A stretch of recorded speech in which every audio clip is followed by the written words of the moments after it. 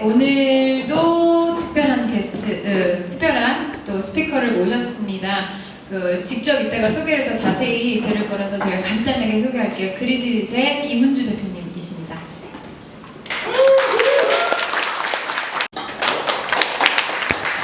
저희가 동식 통역을 또 이제 진행하고 있기 때문에 제가 조금 반복해서 질문을 한다거나 주시고, 사실 굉장히 나이가 좀 어리신 걸로 알고 있는데요.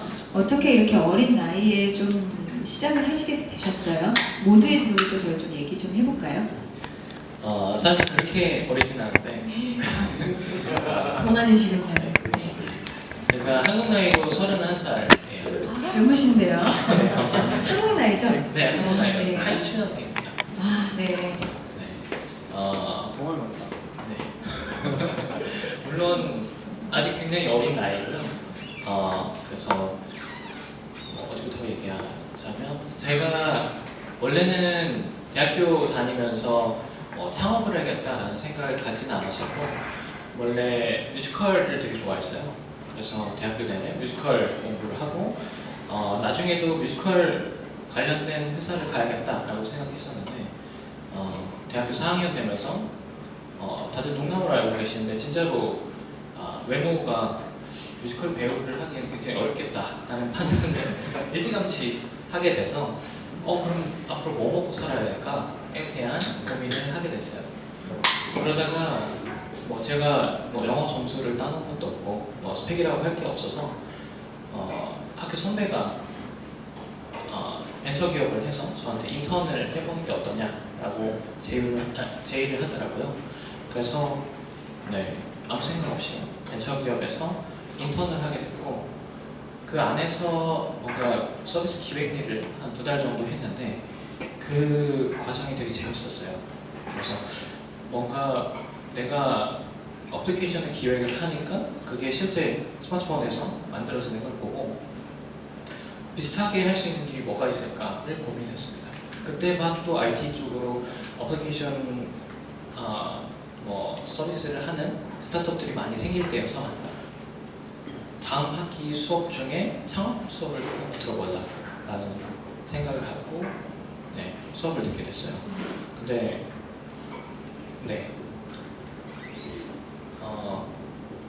그렇다고 해서 창업을 할 생각은 없었는데 한번 들어보자 라고 해서 수업을 들었고, 근데 그 와중에 우연히 개발자가 있는 팀에 속하게 된 거예요.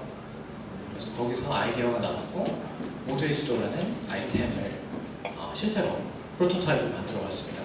그럼 학교에서 수업 중에 프로토타입을 만드시게 된 거예요? 아니면? 네, 맞습니다. 아, 네, 훌륭한 학교네요. 어디죠? 네. 그래서 그 아이템을 가지고 그 아이템이 좀 설명을 드리자면, 지도 위에 POI들을 모아놓고 그 POI들의 그 특성을 사람들의 투표를 통해서 모으고요. 그리고 사람들이 쉽게 그 특성들을 선택해서 그거에 최적화된 장소를 찾아주는 서비스였어요. 그래서 아이디어가 되게 재밌었기 때문에 각종 상도 많이 받았고 정부 지원 사업도 받게 되면서 사업을 하게 됐습니다. 그 당시 대표님은 주로 어떤 역할을 하셨어요? 그때 나이가 제일 많다는 이유로 대표를 맡게 됐고요. 제가 아는 게 없었기 때문에 개발을 제외한 모든 일을 했습니다. 그래서 사업 계획서를 쓰는 일부터 해서 투자자들 만나러 다니고, 그리고 마케팅 하는 일, 심지어는 디자인까지 제가 처음에 했었어요. 네, 진짜 남일 같지 않습니다. 네. 근데 그러다가 어떻게 또 좋은 기회를 얻게 되신 거네요. 그 과정도 사실 굉장히 궁금해요. 우리나라 이제 정말 많은 스타트업이 지금은 나오고 있고, 정말 나이나 성별에 불과하지 않고 요새는 무관하게 많이들 스타트업에 그래도 도전을 하고 있지만, 대표님이 경험하셨던 사실 그런 이제 좋은 사업에 대한 엑시 경험을 가지고 있는, 특히 어린 나이에 많지 않다고 생각이 들거든요. 사실 엑시스는 아니었고요. 그 회사가 워낙 작은 회사 2개였기 때문에 그냥 합병을 해버린 거였어요. 그걸 좀 더 설명드리자면 그 모드도라는 서비스를 실제로 고려대학교 근처에서 테스트를 하면서 꽤 성과가 좋았습니다. 고려대학교 학생들이 절반 정도는 가입해서 사용을 했었으니까요, 당시에. 그래서 대기업에서도 투자하겠다라는 제안을 줘서 저희가 회사를 만든 거죠. 근데 투자를 하겠다고 했는데 한 10여 개월이 늦어졌어요. 그러니까 뭐 다음 달에 하겠다, 다음 달에 하겠다 하면서 늦어졌고, 그러면서 이제 사람들이 다 빠져나가고 이제 후배 한 명 남은 상태에서 시애티테크의 전하성 대표님이라는 분을 만나뵈서 엔젤 투자를 받게 된 거죠. 근데 그 그리딧이라는 회사도 똑같이 그 전하성 대표님한테 엔젤 투자를 받은 회사였고요. 그래서 서로가 그 멘토링 같은 걸 받으면서 친해졌었습니다. 그러다가 저희는 뭔가 서비스를 기획하고 사업화하고 하는 거에 대한 고민을 되게 많이 하는 팀이었고, 그 팀은 사람을 모으는 능력이 되게 많은 팀이었어요. 그래서 이미 한 2015년 여름에 한 200만 명 넘는 구독자를 가진 오늘뭐 먹지라는 페이지를 가지고 있는 팀이었어요. 근데 그걸 가지고 어떻게 사업화를 해야 될지 모르겠다라는 얘기를 해서, 그러면 우리가 힘을 합쳐보자 라는 생각을 갖고 바로 말 나오고 하루 만에 그냥 합병을 한 것 같아요. 이미 뭐 가진 것도 아무것도 없고. 근데 회계사들이 지금도 저를 많이 욕하고 있습니다. 당연히 가치평가를 하고 진행을 했어야 되는데 너무 그냥 얼렁뚱땅 진행을 했다라고 하더라고요. 그래도 저는 빨리 합병을 한 것도 되게 잘한 일인 것 같아요. 사실 저하고도 굉장히 비슷한 경험을 가지고 계시는데, 워낙에 팀이 작고 가볍고 또 각기 다른 이제 서로가 원하는 장점들을 잘 갖고 있으면 사실 그런 행정적인 처리라든지 지금 말씀해 주셨던 가치평가나 그 이외에도 중요한 점들이 너무 많겠지만, 사실 사업을 하려는 입장에서는 어떻게 하면 사업을 더 잘할 수 있고 더 키워나갈 수 있을지에 대한 사실 고민이 가장 중요한 고민이잖아요. 그래서 사실 저도 너무 저 같은 경우에는 그 뉴욕에 있는 개발자가 있는 개발팀과 그 나머지 비즈니스를 할 수 있는 비즈니스 팀을 합병시키는 역할들을 했었는데, 지금도 그 선택에는 후회가 없고 저한테는 너무 좋았던 사실 경험이었기 때문에, 사실 저도 이제 먼저 내용들을 좀 받아봤지만 네, 굉장히 많이 이제 공감이 좀 가더라고요. 그래서 아까 지금 말씀해 주셨던 내용들 조금만 더 자세히 이제 들어가 보고 싶은데, 그래서 막상 합병을 했더니 좋은 점도 당연히 많았을 거라고 생각이 드는데 어려운 점은 없으셨어요? 네, 워낙 좋은 소스를 그 마케팅 할 수 있는 그 채널을 가지고 있는 팀이어서 일단 합병했을 때 너무 좋았어요. 이걸로 할 수 있는 게 너무 많겠구나 라고 해서 한 달 동안 이걸로 할 수 있는 사업들을 쭉 구성을 하는 일을 했거든요. 그 반면에 힘들었던 점은 두 회사가 합병을 하면서 거의 한 8명, 9명이 됐던 것 같아요. 합병 직후에. 근데 아무래도 두 팀이 합병을 하다 보니 중복되는 직군의 인력들이 많았고, 오히려 필요한 직군은 사람이 없고, 그런 구조가 됐던 게 제일 힘들었고요. 그리고 기존의 그리딧이라는 회사는 약간 분위기가 광고 대행사에 가까웠어요. 그러다 보니 약간 동아리 같은 분위기? 근데 합병을 하고 나니까 그 분위기가 전염이 되는 거예요. 그래서 어떻게 하면 이 사람들을 스타트업이라는 생각을 갖게 하고 약간 동기부여를 시킬 수 있을까를 제일 많이 고민했던 것 같습니다. 그 과정이 사실 굉장히 재밌기도 하면서 네, 어땠을지 저도 막 이렇게 상상이 되더라고요. 그리고 나서 근데 저 여기 잠깐 쉬어가는 질문을 하나만 하자면, 오늘 뭐 먹지 유명한 사실 TV 프로그램도 좀 있고, 원체 한국 사람들한테는 오늘 뭐 먹지? 라는 이 표현이 사실 굉장히 익숙한 표현인데, 그 혹시 프로그램이 이 지금 타이틀 따라한 건가요? 아니면 어떤 관계가 좀 있나요? 이 부분은 CJ분들한테도 얘기를 많이 듣는데요. 그 명백하게 말씀드리자면 저희가 훨씬 먼저 사용을 했어요. 물론 이제 오늘 뭐 먹지라는 페이스북 페이지는 2013년 10월에 만들어졌고요. 이미 CJ에서 오늘 뭐 먹지라는 프로그램 이름을 만들었을 때는 이미 한 180만 명 이상의 구독자가 있을 때였어요. 그리고 그 전에는 오늘 뭐 먹지라는 그 표현이 그렇게 막 일상적이지는 않았던 것 같아요. 그럼에도 일상어라고 판단을 해서 좀 뭐랄까 이렇게 배타적으로 상표권을 할 수는 없고 그냥 각자 상표권을 가지고 있는 상태입니다.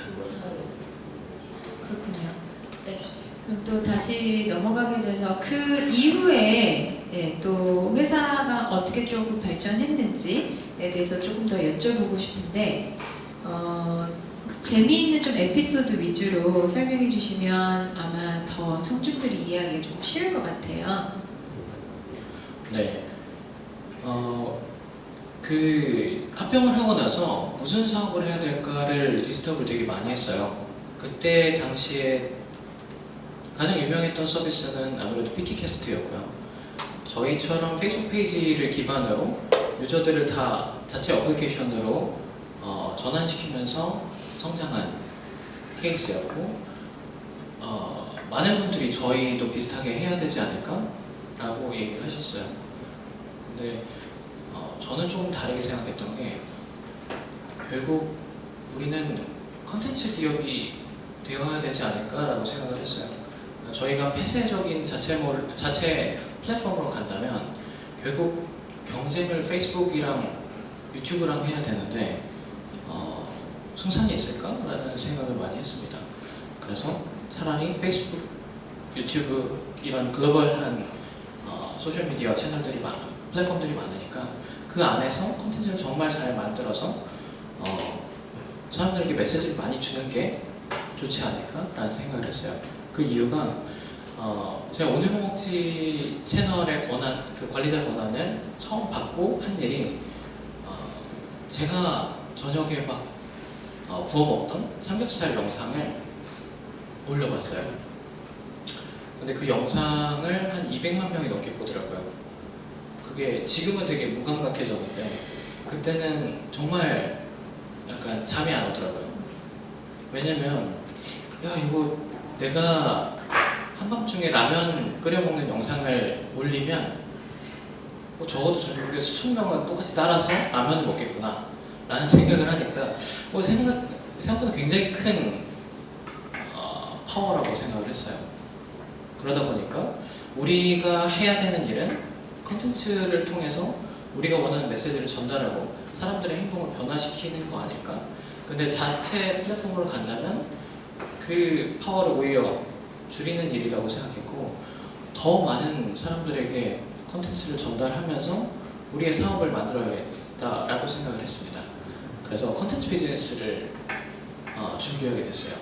근데 컨텐츠 비즈니스를 해야겠다라고 생각하고 나니까 막막했던 게 그럼 컨텐츠를 어떻게 만들어야 되지? 그게 제가 사실 너무 질문하고 싶었던 거예요. 여기 계신 분들도 뭐 스타트업 대표들도 계실 거고요. 아니면 뭐 스타트업에 종사하시는 분들, 또 마케팅 하시는 분들, 되게 다양한 분들이 계실 텐데 컨텐츠가 좋다는 거는 너무 잘 알고 있고요. 컨텐츠로 홍보 내지 고객을 모객하고 비즈니스를 하고 싶어 하시는 분들이 너무나 많으실 텐데 컨텐츠 어떻게 만들어야 돼요? 저도 처음에 그게 제일 걱정이었습니다. 그래서 처음에는 그냥 기존에 있는 네이버 블로그 잘하시는 분들을 영입해서 한번 컨텐츠 만들어보자 라고 하면서 뭐 DSLR 카메라 사고 해봤어요. 그때까지 안 나오더라고요. 그러면 어떻게 해야 될까 해서 PD가 필요하겠다. 근데 갑자기 조그만 스타트업에서 그럴듯한 PD를 영입할 수가 없었어요. 그러다 보니까 미디어잡이라고 부르는 PD분들이 많이 계신 사람인 같은 서비스가 있어요. 거기에서 저희 이런 일을 하고 정말 성장할 수 있으니까 오세요 라고 하는데 아무도 안 오시는 거예요. 특히 그 PD분들이 기본적으로 언론고시라는 걸 봐서 어렵게 방송국에 취직한 다음에 한 5년 정도는 조연출로 고생을 하고 자신의 프로그램을 입봉을 한다고 하죠. 자기 프로그램을 만들어요. 그 과정을 거쳐야 진짜 PD가 되는 건데 그렇게 어렵게 들어간 곳을 입봉 안 하고 나올 리도 없고 입봉한 다음에 또 굳이 나올 필요가 없는 거죠. 그러니까 애초에 저희가 PD를 제대로 구할 수 없는 환경이었어요. 그래서 고민하고 있던 중에 학교 선배한테 연락이 왔습니다. 학교 선배가 SBS에서 PD를 하고 있었는데 저한테 너희 회사 푸드 컨텐츠 만든다고 하는데 니네 비즈니스 모델이 뭐야? 라고 하면서 찾아왔어요. 근데 저는 SBS 보내서 저희 좀 염탐하는 줄 알고 되게 처음에는 거부감이 있었는데 그래도 뭐 학교 선배니까 2시간 동안 저희의 생각과 저희가 앞으로 나갈 방향에 대해서 설명을 했어요. 그랬더니 2시간을 막 듣더니 그러면 내가 내일 아침에 방송국에 가서 사표를 쓰고 오겠다. 그리고 바로 내일부터 출근해서 일을 하겠다 라고 하더라고요. 그래서 되게 멍했는데 진짜로 그게 밤 12시였는데 자고 일어나더니 사표 쓰고 오더라고요. 그래서 그분이 갑자기 합류를 했어요. 이건 되게 운이 좋았던 거죠. 근데 그분이 오시자마자 제가 그분한테 얘기했던 게 그때가 2016년 초였고 2015년 말부터 미국에서 버즈피드의 테이스티가 되게 유행했어요. 근데 이 테이스티가 아시아랑 한국 사람들한테는 아직은 인기가 없다. 그때 나는 분명히 아시아 사람 대상으로 아시아의 조리법과 아시아의 재료를 사용한 레시피 채널이 나오면 무조건 이건 성공할 거라고 생각한다 라고 말을 했거든요. 그분이 사표 쓰고 오자마자 일주일 동안 어떻게 하더니 바로 런칭을 했습니다. 그래서 진짜 합류하고 일주일 만에 쿠켓이라는 채널을 런칭하게 됐어요. 그러면서 컨텐츠 비즈니스를 시작하게 된 거죠. 제가 또 서비스 사실 지금 대표적인 서비스가 3개가 계신데 오늘 뭐 먹지는 설명을 해주셨고 쿠켓은 언제 말씀해 주시려나 했는데 히스토리상 이렇게 2번째로 넘어가는군요. 그런데 사실 좀 이렇게 생각해보면 진짜 인연이라는 게 진짜 중요한 게 여기 스타트업 그라인드에서도 많이 와주셨지만 오늘 이렇게 만난 사람들이 앞으로 어떤 인연으로 만날지는 정말 모르는 것 같아요. 지금 말씀 주셨던 것처럼 대학교 선배가 갑자기 인연이 닿아서 회사에 대해서 설명을 하고 그 본인 생각했었던 비전이나 또 그런 미션에 바잉을 해서 그 다음에 또 이렇게 같이 사업을 또 키워나갈 수도 있고 굉장히 또 든든한 어떻게 보면 진짜 딱 파트너를 얻으신 기분이셨겠어요. 네, 맞습니다. 지금이야 이제 내부에 컨텐츠를 만드는 분들이 많이 있는데 처음에는 정말 아무것도 없는 상황이었기 때문에 조금 정말 제가 운이 좋았다고 생각해요. 이것도 조금 쉬어가는 질문으로 간단하게 또 이제 하고 계셔서 근데 SBS PD면 그래도 좀 연봉이 있지 않나요? 어떠셨어요? 또 그래서 선배라서 좀 조심스러웠을 것 같은데. 네, 사실 학교 다닐 때는 제가 그렇게 같이 게임하자고 해도 자꾸 무시하고 도망갔던 선배거든요. 근데 이제 저희의 비전이랑 이제 목표에 대해서 설명을 했고 그거에 좀 많이 공감이 됐던 것 같아요. 본인이 특히 그 방송국에 있으면서 위기의식을 되게 많이 느낀 상태였어요.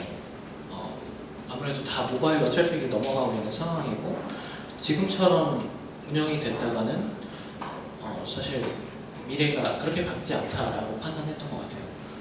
그래서 막 본인이 찾아다니도 자기가 일을 할 수 있는 그 모바일 컨텐츠 회사를 찾아다니다가 오게 됐던 거죠. 그래서 연봉이 높았는데 연봉을 거의 한 절반으로 깎고 들어왔습니다. 대신 지분을 좀 가져갔죠. 네, 그렇군요. 쿠켓 서비스도 조금만 더 소개해 주세요. 아마 여기 좋아하시는 분들도 많으실 텐데. 네, 쿠켓은 그래서 저희가 국내에서 그리고 아시아에서 거의 처음으로 부감 형태로 1분 내외에 심플한 레시피들을 만드는 채널로 런칭을 했고요. 2016년 2월에 런칭해서 거의 하루에 10,000명씩 유저가 늘었어요. 그래서 정말 100일 만에 100만 명의 구독자를 만들면서 지금은 쿠켓 구독자가 700만 명 정도 되거든요. 그래서 저희가 쿠켓 글로벌 채널이고 채널 런칭하자마자 한국 사람들이 너무 많이 들어와서 한국 사람들이 좀 없었으면 좋겠다 라는 생각으로 쿠켓 코리아를 따로 만들었습니다. 좀 그쪽 가서 놀으라고. 그래서 쿠켓 코리아도 지금 빨리 성장을 했죠. 지금은 쿠켓 코리아, 그리고 저희가 올해 초부터는 베트남, 홍콩, 태국, 그리고 만다린, 일본 이런 식으로 확장을 했어요. 저희 목표가 아시아 전체적인 푸드 트렌드를 이끌어가는 회사이기 때문에 각 국가별 침투를 올해부터 시작한 거죠. 그래서 저는 올해 더 쿠켓이 빨리 성장할 수 있을 거라고 생각합니다. 정말 많은 사용자들이 진짜 쓰고 있는 서비스네요. 어떤 게 지금은 제일 고민이세요, 그러면? 제일 고민은 어떻게 하면은 사람들에게 더 뭐랄까 사람들에게 기억이 남는 컨텐츠를 만들 수 있을까라는 고민도 하고요. 그리고 저희가 작년까지는 컨텐츠를 만들어서 구독자를 만드는 게 목표였고요. 올해부터는 이거를 레버리지해서 어떻게 사업화를 할 수 있을까를 고민을 하고 있어요. 그래서 올해 초부터 커머스 비즈니스를 시작했고, 그리고 그 PB 브랜드들 계속 성장시키고 있고, 오프라인에서도 이벤트들을 해나가고 있는데 이런 저희의 소셜 영향력을 어떻게 더 잘 전환할 수 있을까에 대한 고민을 가장 많이 하고 있습니다. 네, 이렇게 서비스가 많이 성장해도 계속 고민은 진짜 되는 것 같아요. 한 가지 더 서비스가 있지 않나요, 대표님? 저희가 작년 하반기에 그 유튜브 스튜디오를 인수를 했어요. 저희가 페이스북에서는 이미 1,000만 명이 넘는 구독자를 가지고 있었고, 페이스북에서 가장 잘 콘텐츠를 만드는 회사라고 자부심을 갖고 있었는데, 반면에 유튜브에서는 저희가 사실 잘하지 못했어요. 그 이유를 많이 고민해봤더니 페이스북과 유튜브의 그 UX가 워낙 다르다 보니까 좀 선호되는 콘텐츠들이 너무 달랐던 거예요. 페이스북은 좀 짧고 공감되는 콘텐츠나 정보성 콘텐츠라면, 유튜브는 좀 더 캐릭터성이 있거나 아니면 좀 기획성 있는 콘텐츠들, 그리고 한 5분 이상의 긴 콘텐츠들이 많이 이용되더라고요. 그래서 저희도 유튜브 콘텐츠 만들어보자 라고 했는데 갑자기 될 수 있는 건 아니었고, 근데 아무리 생각해도 앞으로는 그 동영상 플랫폼들이 점점 더 트래픽을 가져갈 거라고 생각했고, 페이스북도 결국 좀 더 긴 콘텐츠를 집중하지 않을까라는 생각을 하게 됐어요. 그래서 우리가 그냥 제일 잘하는 사람을 드려야겠다라고 생각했고, 제가 마침 가장 좋아하던 채널인 솔파라는 채널을 인수하게 됐습니다. 근데 그 인수 과정이 그렇게 쉽지는 않았어요. 제가 거의 한 10번 정도를 찾아갔던 것 같아요. 왜냐면 딱 제가 인수를 제안했을 때쯤 동시에 2군데가 더 인수 경쟁이 붙었거든요. 워낙 글로벌한 엔터사 한 군데랑 국내 대기업이 붙어서 저희가 어떻게 돈을 줘도 쉽지 않겠다라고 생각을 했는데, 다행히 저희가 제시한 저희의 비전, 방향성에 대해서도 그분이 공감해줘서 저희 쪽에 합류하게 됐고, 현재는 좀 기존에 있는 저희 채널들과 시너지를 낼 수 있게끔 좀 고민을 하고 있는 중입니다. 오늘 말씀해주신 내용을 듣다 보니까 저도 다시 이제 깨달은 것 중에 하나는, 역시 인간이 선택을 함에 있어서 돈이나 여러 가지 조건들도 중요하겠지만 그것을 왜 하는가, 네, 이런 특히 그리고 같이 만들어 나가려는 목표, 비전 이런 것들이 참 사람을 감동시키고 선택할 수 있게 만든다는 생각이 좀 많이 들어요. 그 어쨌든 푸드 콘텐츠를 만드시고 또 그 콘텐츠에 대한 트렌드도 만들어 나가시는 지금 이런 대표 주자로서 올해 그 좀 푸드 트렌드는 어떤가요? 네. 많은 분들이 그거를 물어보시는 것 같아요. 올해 푸드 트렌드는 무엇이냐. 근데 예전에는 되게 한 2015년까지는 되게 명확한 트렌드가 있었어요. 뭐 치즈 등갈비라든지 뭐 그런 특정 메뉴들이 엄청나게 붐이 일었었는데 물론 요새도 있긴 있어요. 근데 훨씬 다양성이 생긴 것 같아요. 그래서 뭔가 트렌드가 생기더라도 그게 너무 짧아진 걸 수도 있고요. 주기가 정말 많은 다양한 음식들이 많이 나오고 있고 네. 물론 그 와중에도 이제 어느 정도 트렌드가 있는 거는 뭐 경제적인 상황이 좋지 않다 보니 가성비 있는 음식에 대한 니즈가 굉장히 크고요. 그리고 지속적으로 비주얼을 자극할 수 있는 음식들이 가장 많이 선호되는 것 같습니다. 그거는 뭐 점점 더 많이 이용되고 있는 소셜 미디어 플랫폼의 그 때문인 것 같고요. 또 막간을 이용해서 대표님은 어떤 음식을 좋아하세요? 저는 닭도리탕을 가장 좋아하는데요. 제가 약간 입맛이 좀 뭐 나쁜 말로 말하자면 편식을 하는 건데 저는 되게 기호가 뚜렷한 편입니다. 그래서 제가 좋아하는 음식을 많이 먹는 편이고 그래서 저희 회사 내부에서는 제 말을 잘 안 들어요.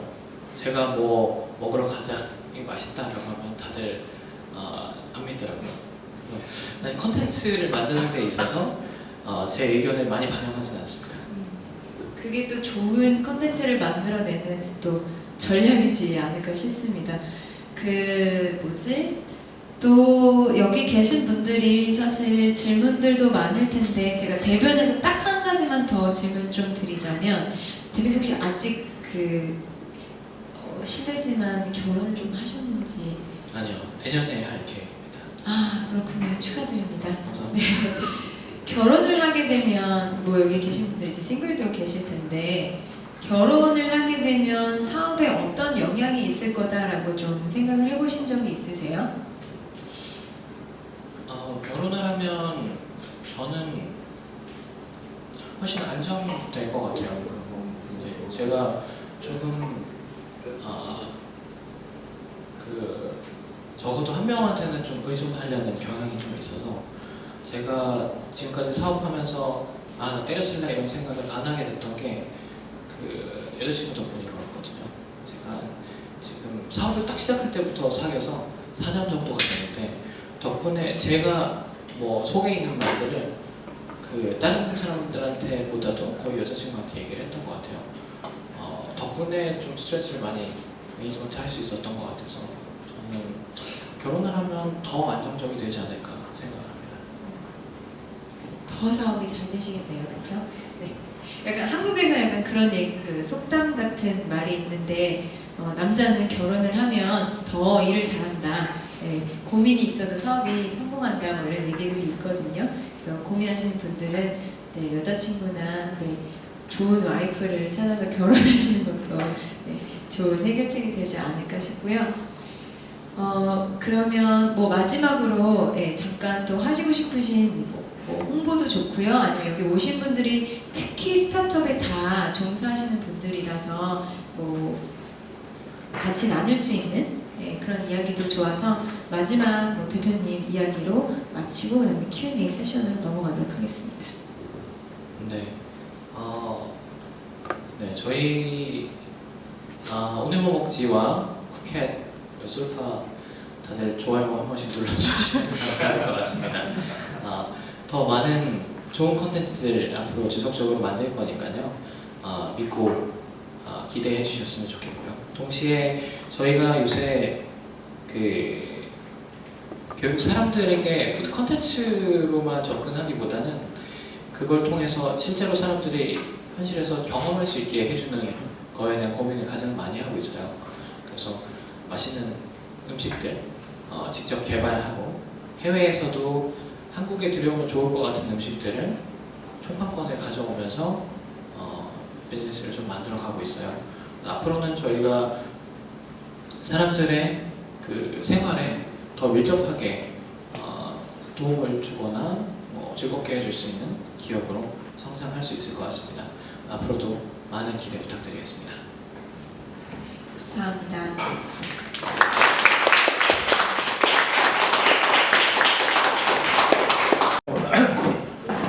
외국인 안녕하세요. 외국인 콘텐츠 그다음에 대학생을 타겟팅으로 동영상 콘텐츠를 만들고 있는 K8 대표 백준영이라고 합니다. 강연 내용 되게 잘 들었고 몇 년 전부터 계속 동경해왔던 어떤 그 회사라고 생각을 해서 이렇게 찾아오게 됐는데 이제 말씀드렸듯이 대표님께서 다양한 경쟁자들이 많이 있다고 생각을 하고 있습니다. 저희도 그런 경쟁자들을 의식을 하고, 저희도 아직 초반밖에 안 됐기 때문에 어려움이 되게 많은데, 같은 플랫폼에서로 굉장히 많은 것들이 지금 나오고 있는데, 그런 뭐 딩고 푸드라든지 뭐 다양한 그런 데서부터 이제 직접적인 차별성을 취해야 된다고 생각을 하고 있는데, 대표님의 그 노하우라든지 이런 부분이 혹시라도 있는지 여쭤보고 싶습니다. 저희도 물론 경쟁자들이 정말 잘하고 있기 때문에 많은 고민을 하고 있어요. 어떻게 하면 차별화 포인트를 만들 수 있는지에 대해서. 그래서 저희도 아직 뭐 완벽한 답을 찾았다고 하기보다는 일단 지속적으로 저희를 좋아해주고 있는 사람들에게 실망시키지 않을 정도의 컨텐츠를 지속적으로 만들면서 동시에 새로운 포맷의 컨텐츠들을 많이 고민하고 있는 중입니다. 그래서 아마 하반기 중으로는 다양한 형태의 레시피를 벗어난 다양한 푸드 컨텐츠들을 만들어 나갈 수 있을 것 같아요. 그리고 뭔가 이 시장 자체가 정해져 있는 파이 내에서 서로 막 이렇게 갉아먹는 싸움이 아니기 때문에 그 다른 채널들이 잘 하는 것도 저희는 이제 많이 자극도 받고 공부도 하면서 나아가야 된다고 생각하고, 결국 저희는 한국 내에서의 콘텐츠를 제공하면서 사업을 하는 회사라기보다는 아시아 전체를 좀 보고 있어요. 그래서 그 회사들과 현재 푸켓이라는 채널에서는 비슷한 콘텐츠를 만들고 있지만 그 사업 목표가 좀 다르다고 생각을 합니다. 동시에 저희 쿠켓 채널이 저희가 가진 그 전부가 아니기 때문에 다른 채널들과의 시너지를 통해서 더 많은 영향력을 만들어 나가는 것도 저희가 해야 될 일이라고 생각합니다.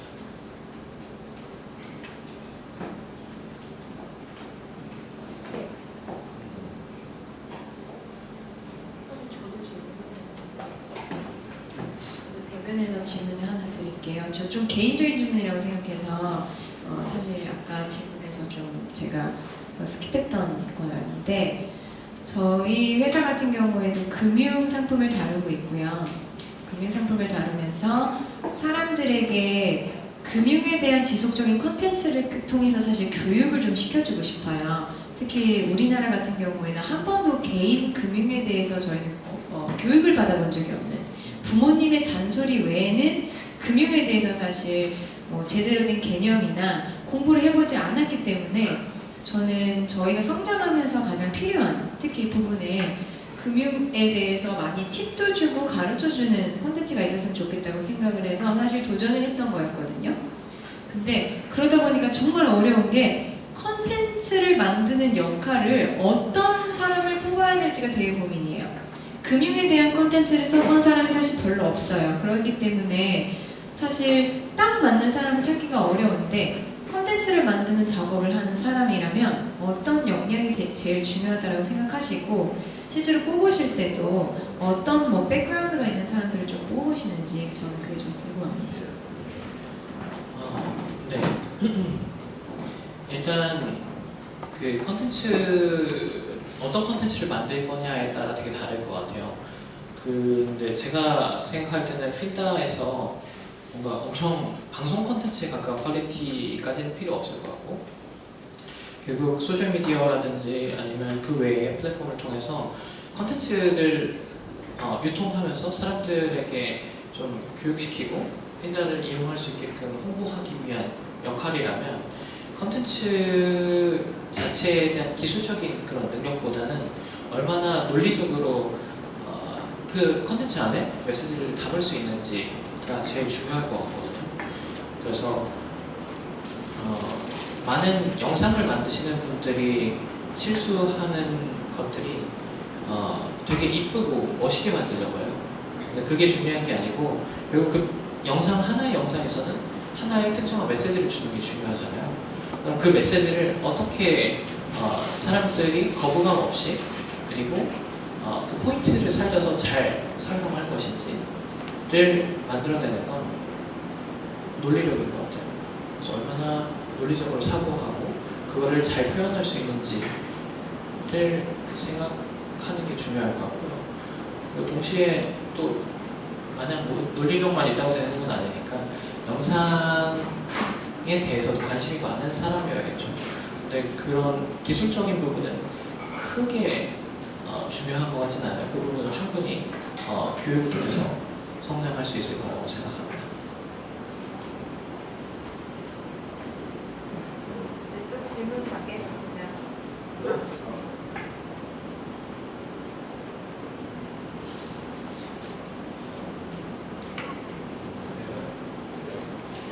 Besides creating a great content, what is important to make something go viral? I mean, it's such a, I don't know, yeah, special word, but like in online marketing, you know, you do SEM or SEO, and your website or Facebook page or whatever is being seen. But to make it go viral, how do you do that? Besides creating great content. 그러니까 콘텐츠를 잘 만드는 거 외에도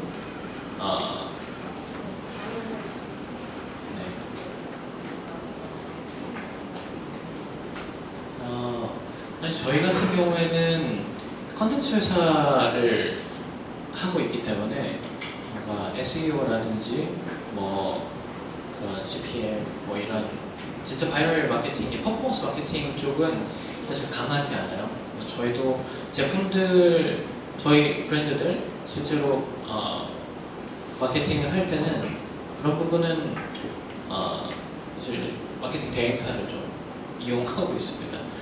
그래서 저희는 그거보다는 제품을 잘 만들고 그거를 컨텐츠를 재밌게 잘 만드는 걸 통해서 자연스럽게 전파하는 거를 목표로 하고 있어요. 그래서 아마 말씀하신 퍼포먼스 마케팅 부분은 저희가 잘하는 분야는 아닌 것 같습니다. I have a question. So as a person running a business, there must have been some challenges that you have overcome. And as nice as it looks, it's never that easy. Nothing is actually, for me, nothing's ever easy, right? And everything's a grind. So what were some of your biggest grinds that you had to overcome as a person who's actually running a business? 네, 개인적으로 가장 어려운 부분은 조직 관리인 것 같아요. 저희가 이미 한 70명 정도 되는 큰 규모가 되기 때문에 정말 작은 스타트업으로서 으쌰으쌰하는 것만으로는 조직 관리가 어려운 부분이 있거든요. 근데 저는 학생 창업을 했고 어디 큰 조직에서 일을 해본 적이 없어서 그런 조직 관리에 대한 경험이 없는 게 개인적으로 제일 아쉬움이 되기도 하고 가장 힘든 부분입니다. 그래서 올해 초에도 정말 많은 어려움을 개인적으로 겪었고, 그래서 어떻게 하면은 조직 관리를 잘하고 사람들에게 목표 의식을 만들어서 동기부여하게 할 수 있는지, 그거를 제일 많이 고민하고 좀 많이 배워가고 있는 것 같아요. 그래서 올해 초부터는 좀 중앙관리자들에게 더 많이 위임하고 개인적으로 좀 잘 피드백을 주는 법에 대해서도 공부하고 목표의식 만들어주는 동기부여하는 법에 대해서도 계속 공부를 하고 있어요. 그래도 많이 좋아지는 것 같아서 개인적으로 좀 뿌듯하기도 하고 그렇습니다. 아마 많은 스타트업들이 가지고 있는 고민일 것 같아요. 특히 저희처럼 작년 말에 작년 초에는 저희가 10명이었는데 올해 초에 거의 6, 70명이 됐으니까 1년 동안 정말 많은 사람들이 합류를 했거든요. 그 안에서 당연히 문제가 없을 수 없었겠죠. 근데 뭐 그런 스케일업하는 과정에서 저희만 겪는 문제는 아니라고 생각하고 그 문제를 해결하기 위해서 주변에 많은 선배 창업가들에게 조언을 받았던 것 같습니다. 그래서 아마 이 자리에서 그런 거를 디테일하게 말하기는 쉽지 않겠지만 뭐 그런 고민이 있다면은 저도 이제 개인적으로 겪었던 일들에 대해서 좀 공유하면서 같이 좀 해결책을 찾아보는 게 가능하지 않을까 생각을 합니다. 오늘 좋은 말씀 감사드리고요. 그 대학 중에 바로 스타트업을 시작하셨다고 하셨는데 사실 저는 지금 회사를 다니고 있으면서 굉장히 많은 고민을 하고 있습니다. 그러니까 소위 어떤 사람들은 사업을 하려면 회사를 다니면서 좀 보는 게 필요하다라는 말을 생각을 하고 회사를 다니고 있긴 한데 주변의 주니어 레벨에서 사실 회사에서 자기가 하고 싶은 일을 할 수도 없고 큰 그림을 볼 수도 없고 어떻게 보면 상당히 항상 그런 건 아닌 것 같아서 지금 뭐 학생 도중에 스타트업을 시작하신 입장에서 좋았던 점은 뭔지 그리고 방금 조직 관리에 대해서 말씀을 해주시긴 하셨지만 그래도 조금 아쉬운 점은 뭔지 회사에서 배울 수 있는 점은 뭐가 있을까 두 가지 질문 드리고 싶습니다. 네, 학생 창업에 제일 좋았던 점은 리스크 테이킹이 크지 않다는 점이었던 것 같아요. 솔직하게 말씀드리면 제가 27살에 첫 창업을 했는데 그때 생각했던 게 한 3년 보통 스타트업이 안정 단계에 들기까지 평균 3년이 걸린다고 하더라고요. 3년 정도 하다가 안 될 것 같으면 그만두더라도 30살이니까 충분히 뭐 늦지 않은 나이일 것 같다라는 생각을 하면서 쉽게 도전할 수 있었던 점이었던 것 같고요. 동시에 학생 창업을 하니까 많은 분들이 도와주시더라고요. 아무래도 어리고 좀 신기하니까 정말 뭐 개인적인 그런 이득과 상관없이 많이 도와주셨던 것 같아요. 그 부분이 저는 지금까지 오는데 정말 많은 도움이 됐던 것 같고요.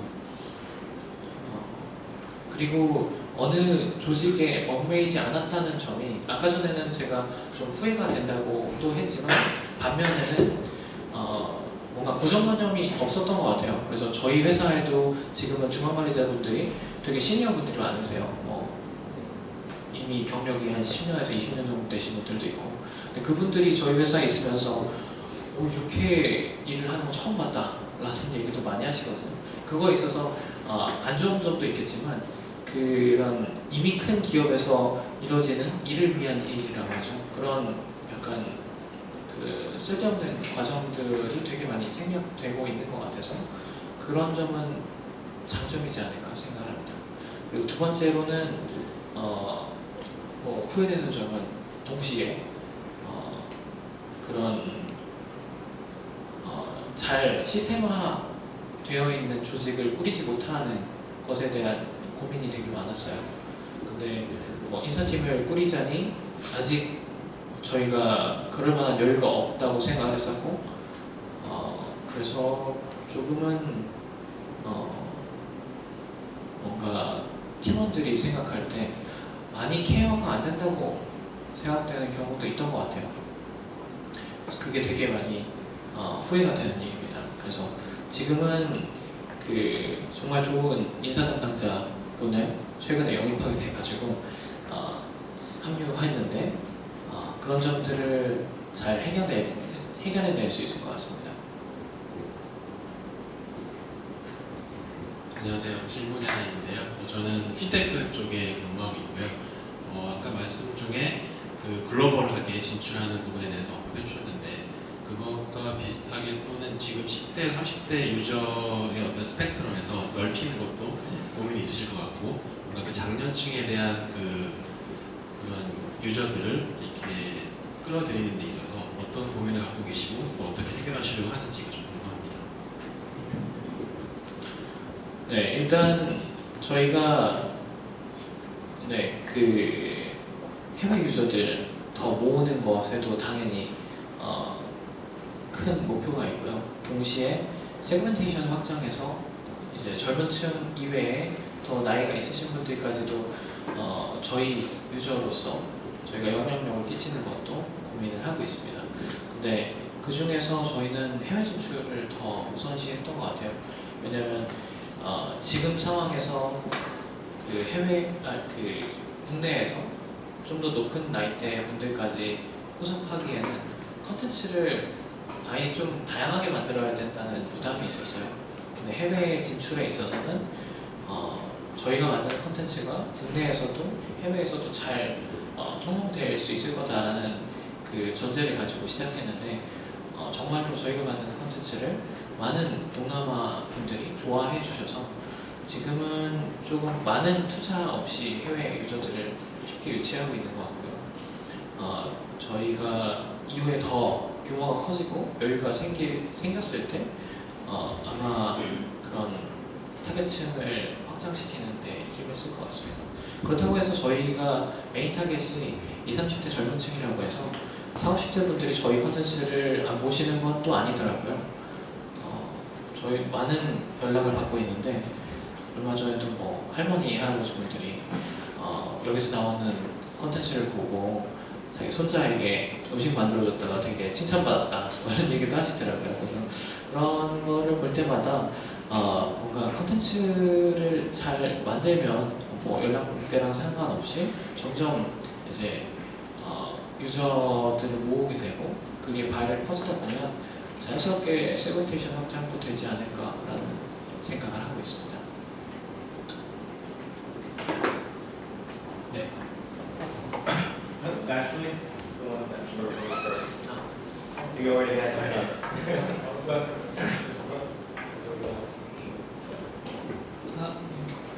요즘 많은 콘텐츠 기업들이 비즈니스 모델 때문에 고민을 많이 하시는 것 같은데 직원이 70 정도 되면 좀 비용이 많이 드실 것 같아요. 콘텐츠 기업이다 보니까. 그래서 현재 비행이 좀 궁금하고요. 앞으로 그 지금 하시는 비행에 있어서 시장 규모라든지 어느 정도 비행 규모를 만들 수 있는지 궁금합니다. 네. 일단 저희는 제가 2015년에 사업 계획을 열심히 고민할 때 그때부터 비즈니스 모델을 아예 구상을 하고 시작을 했어요. 콘텐츠를 만들 때. 그래서 저희 콘텐츠 비즈니스를 하게 되지만 그 콘텐츠 안에 메시지를 담음으로써 저희가 결국 온오프라인의 푸드 비즈니스로 나아가야 된다고 생각을 했습니다. 그래서 현재 비즈니스 모델은 저희 콘텐츠를 통해서 그 영향력을 레버리지해서 저희 F&B 사업들을 해나가는 것이고요. 지금은 뭐 스윗류의 가공식품들 브랜드들을 만들어 나가고 국내외로 수출을 하고 있습니다. 그리고 동시에 해외에서 괜찮은 제품들을 저희가 국내 총판권을 가져오고 이걸 국내에서 이슈화를 시키면서 자연스럽게 소비자 접점을 많이 만들어서 이제 판매 규모를 늘려나가는 것도 있고요. 그리고 저희가 얼마 전에 오셨는지 모르겠는데 코엑스에서 이더 서울이라는 푸드 페스티벌도 저희가 주최를 했었어요. 그래서 열흘 동안 70만 명 정도가 왔다 갔고 정말 많은 분들이 좋아해 주셨습니다. 그래서 저희는 앞으로도 그런 오프라인 이벤트들도 많이 해나가면서 온오프라인의 저희 그리디시라는 회사가 가진 영향력을 좀 많이 보여주면서 매출도 만들고 더 많은 사업 기획 것들도 나올 수 있을 거라고 생각을 하고 있어요. 그렇습니다. 그리고 시장 규모에 대해서는 저희가 아시아 전체의 푸드 관련된 시장을 보고 있기 때문에 사실 추산이 불가능하더라고요. 중국 시장만 하더라도 뭐 음식 관련된 시장은 어마어마한데 그 안에서 저희가 뭐 유의미한 포션을 가져가겠다, 이건 사실 말이 안 되는 얘기인 것 같고, 저희가 잘만 한다면 뭐 한계가 없는 시장으로 보고 있습니다. 그래서 지금은 저희가 그 오늘 뭐 먹지라는 채널을 통해서 하루에도 수천 건의 제보를 받고 있거든요. 국내에서도 해외에서도 이런 음식이 새로 나왔고 이런 음식이 되게 맛있더라 라는 얘기들을 저희가 이제 많이 제보도 받고, 저희가 실제로 유저들과 소통을 하면서 그 푸드 트렌드에 대한 인사이트를 잘 모으고 있어요. 그래서 아마 국내에서는 저희가 가장 푸드 트렌드를 빨리 읽는 조직 중에 하나일 거고, 그걸 통해서 사람들이 좋아할 것 같은 제품들을 잘 R&D 해서 만들거나 아니면 해외에서 그 총판권을 가져오는 작업을 하고 있습니다. 그래서 저희 회사의 장점은 그런 푸드 트렌드를 잘 읽고 그걸 잘 조합해서 새로운 트렌드를 또 만들어 나가면서 저희에 관련된 것들이나 아니면 저희가 직접 만드는 것들을 사람들에게 많이 경험하게 하는 일을 하는 것이 저희의 앞으로의 일도 마찬가지가 될 것 같아요.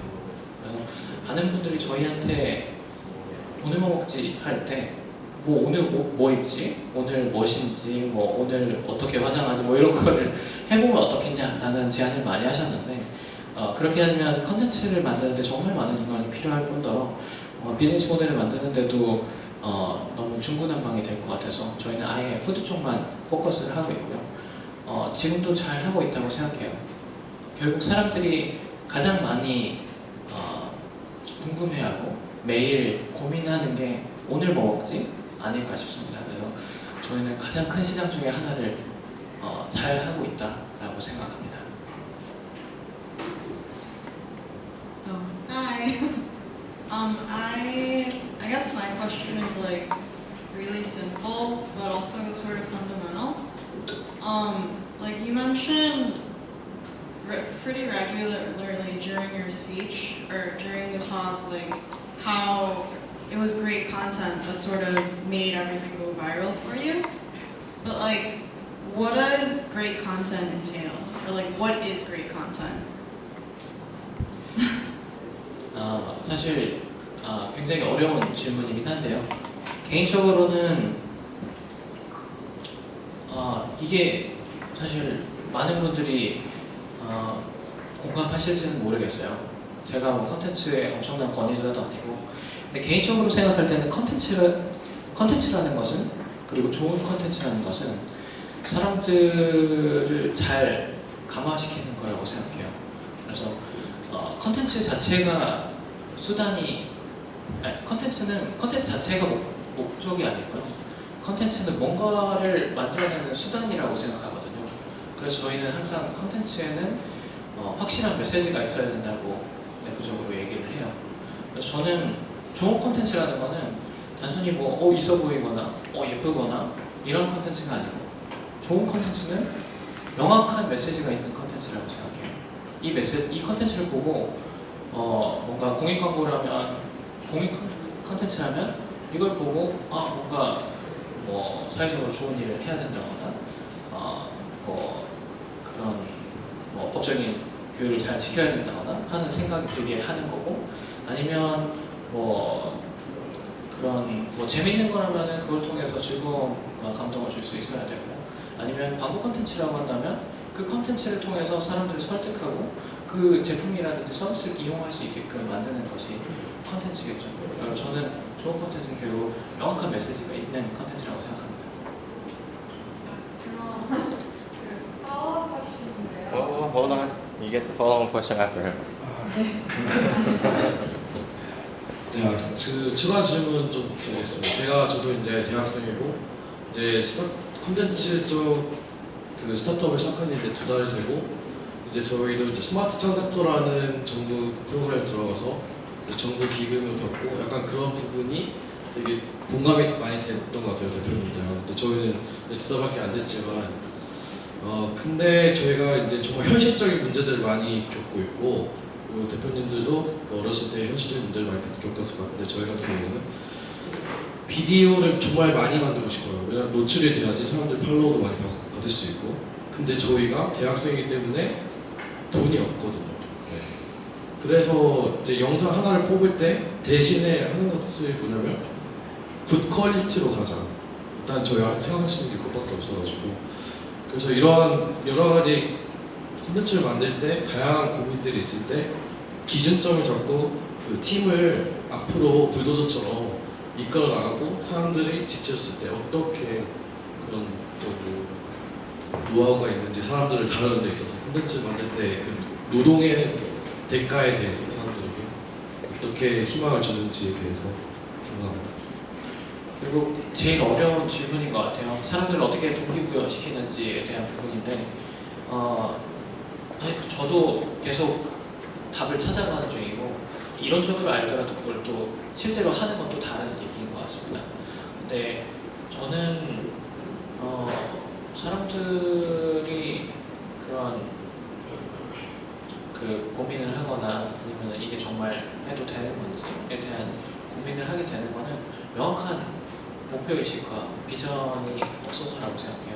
그래서 팀을 리딩하실 때 우리가 하는 일이 어떤 일인지에 대한 공유를 잘 해주시고, 그리고 좀 중간중간에 작은 목표들을 잘 설정해주고 그거를 달성하거나 하지 못했을 때 피드백을 잘 해주는 게 중요할 것 같아요.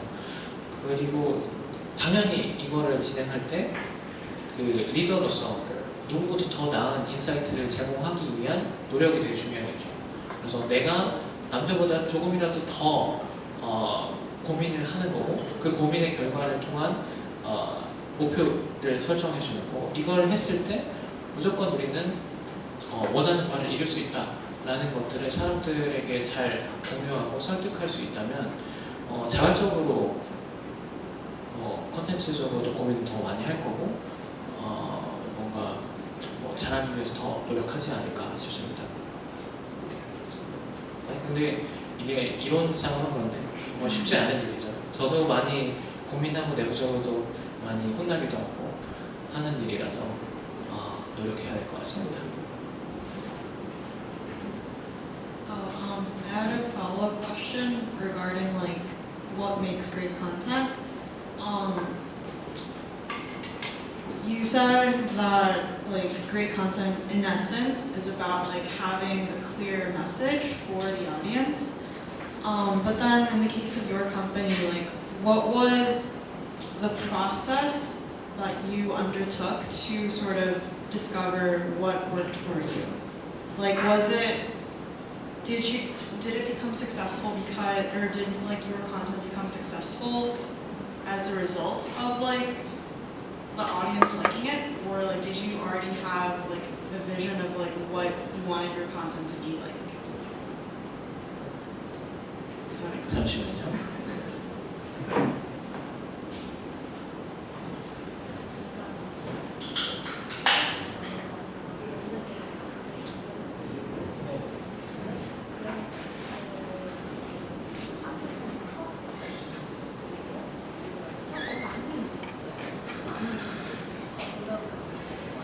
I'll try to simplify this question. That was a really long question. 네, 알겠습니다. I got it. 일단 저희 같은 경우에는 프로세스가 조금 컨텐츠를 만드는 채널마다 달라요. 근데 결국 그 채널의 목표에 따라 또 그 프로세스가 달라지고요. 오늘 먹지 같은 경우에는 조금 결국 유저들과 그런 커뮤니티성 채널이기 때문에 유저들에게 좋은 그 제보들을 받고 그 안에서 우리가 선별하거나 아니면 또 우리가 맛있거나 좋은 음식이라고 생각하는 것들을 잘 전달하는 거. 그래서 저희는 일종의 음식 관련된 뉴스라고 생각하거든요. 그거를 잘 전달하기 위해서는 이제 신박한 뭔가 새로운 그렇지만 뭔가 정말 맛있어 보이는 음식들을 잘 제공해 주는 것이고 그 컨텐츠를 만들 때는 결국 유저들이 얼마나 좋아할 것인지 그리고 기존의 데이터들을 분석해서 제공을 합니다. 그리고 그 결과는 네, 유저들의 반응을 통해서 이루어지는 거죠. 이거는 저희가 소셜미디어 채널들을 글로벌한 채널들을 사용하고 있기 때문에 되게 쉽게 얻을 수 있는 피드백인 것 같아요. 근데 그 프로세스가 긴 컨텐츠 같은 경우에는 좋은 컨텐츠를 만드는 프로세스가 내부에서 그 내부 인력들의 그런 감과 그리고 기존 컨텐츠에 대한 데이터를 조금 더 믹스를 하는 것 같아요. 그래서 실제로 내부의 그런 컨텐츠 팀장, 각 채널별로 컨텐츠 팀장분들이 좀 선별하는 과정이 있기도 하고요. 유저들의 피드백 똑같이 받아가면서 더 좋은 컨텐츠를 어떻게 만들 수 있는지에 대한 기획을 정말 많이 고민하는 것 같습니다. 이게 맞는 그 질문의 답인지 잘 모르겠는데 아 맞아요. 네 결국 그 좋은 컨텐츠는 명확한 메시지가 있다는 것도 맞지만 또 하나는 저는 우리가 얘기하고 싶은 거를 하는 게 아니고 사람들이 좋아할 것 같은 컨텐츠를 만들어야 된다는 게 되게 강하거든요. 그러면 그냥 우리가 이쁘게 우리가 진짜 뭐 표현하고 싶은 거 멋있게 있어 보이게 하는 게 아니고 사람들이 좋아할 만한 거를 잘 캐치해서 그거를 잘 만들어주는 게 저희의 일이라고 생각해서 그런 데이터 분석 정말 많이 하고요. 유저들 피드백 받아가면 그거를 네, 분석을 많이 하는 것 같아요. 그래서 저희 내부의 푸켓 같은 경우에는 그 각 국가별로 그 채널 담당자들이 있어요. 그래서 그분들이 각 국가별로 어떤 특별한 메시지가 있었는지 그리고 각 국가별로 어떤 반응들이 있었는지를 매일 아침 출근하자마자 그걸 리포팅을 합니다. 그럼 전사에서 이제 그거를 다 같이 돌려서 보고 기획회의할 때 그거를 기반으로 또 기획을 하게 되죠. 그러다 보니까 좀 저희 타겟층들이 좋아할 만한 컨텐츠에 되게 집중을 하게 되는 건 있는 것 같아요. 질문 두 개 있어요. 되게 간단해요. 첫 번째, 타이밍 되게 좋았던 것 같아요. 이 사업하기에. 저도 한국에서 온 지 꽤 됐는데 최근 3, 4년 동안 외식 선택할 수 있는 음식은 되게 다양해졌어요. 그래서 그 피르토리나 그 유명한 말을 하셨는데 그 남들을 모르는 건 알고 있어야 그거 알고 계셨습니까? 시작했을 때? 아니 그러니까 정말 이런 다양해질 거라는 확신이 있었어요.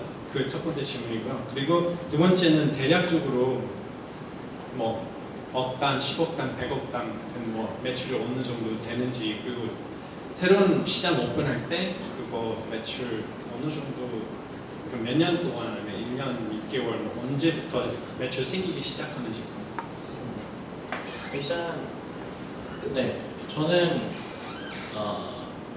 개인적으로는 그 기회를 좀 봤던 것 같아요. 그 2015년에 소셜미디어 콘텐츠 사업을 시작할 때 제일 많이 고민했던 게 우리가 여기에 왜 들어가야 되는지에 대한 고민을 했어요. 근데 고민을 해봤더니 그 스마트폰이 나오면서 사람들의 그 생활 패턴이 되게 달라졌더라고요.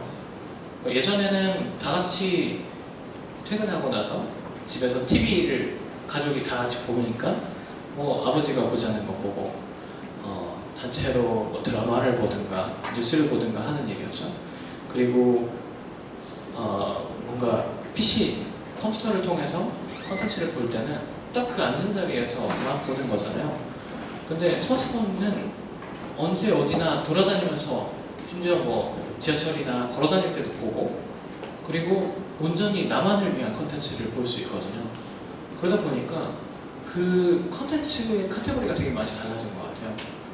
그래서 이게 언제 어디서 돌아다니면서 보고 자기 자신만을 위한 콘텐츠를 보니까 라이프 스타일 관련된 컨텐츠들이 많아지게 되고 특히 사람들은 제일 관심 있는 게 결국 뭐 먹지? 이거니까 음식 컨텐츠가 제일 많아지겠구나 라는 생각을 했고요. 그거에 대한 결과로 오늘 뭐 먹지가 이미 큰 상황이었고 그렇다면 앞으로 더 했으면 더 했지 적어지진 않겠구나 라는 생각을 했어요. 마침 TV에서도 쿡방 같은 것들이 워낙 유명했었고요. 그래서 음식에만 포커스를 해야겠다. 그리고 제가 생각할 때는 그 사람들이 살아가는 과정에서 인생이라는 거는 내가 좋아하는 것과 안 좋아하는 것들을 구별해 나가는 과정이라고 생각하거든요. 그렇다면 음식에 관련돼서도 이런 음식도 있고 저런 음식도 있고 그 과정이 이렇게 쭉 이어질 건데 그 소셜미디어를 통해서 음식 콘텐츠가 더 많이 성행할 거라면 결국 그 음식들이 엄청 다양해질 수밖에 없고 사람들은 더 디테일하게 다른 음식들을 보게 될 거예요. 그래서 한국에서도 외식이나 제품들에 대해서 다양성이 엄청 늘겠구나. 그럼 그 안에서 새로운 니치 마켓들이 많이 생길 거고 우리가 그런 새로운 음식들을 만드는 회사가 될 수도 있겠구나 라는 생각을 하고 사업을 시작하게 됐습니다. 그리고 매출 규모에 있어서는 사실 이제 막 올라오고 있는 중이긴 해요. 저희가 작년부터 올해까지 좀 매출에 있어서는 작년 한 해 동안 크지 않았어요. 한 5배에서 10배 정도 성장했고 올해 초부터는 좀 익스포네셜하게 올라가고 있는 중이에요. 그래서 자세히는 말씀 못 드리지만 5월 매출은 한 10억 조금 덜 되는 규모입니다.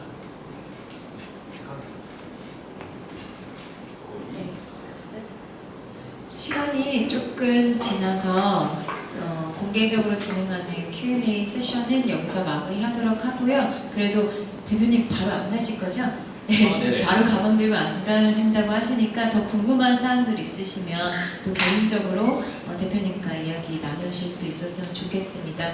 오늘 와주셔서 감사하고요. 또 다음 주래. 전 또 다음 주에 만나고 싶어서 다음 달도 세 번째 목요일에 스타트업 그라인드가 있습니다. 또 저희 이문수 대표님 같이 더 좋은 또 연사님 모시고 또 시간 진행할 거니까 다음 달에도 또 와주셨으면 좋겠습니다. 시간 감사드립니다. 네, 감사합니다.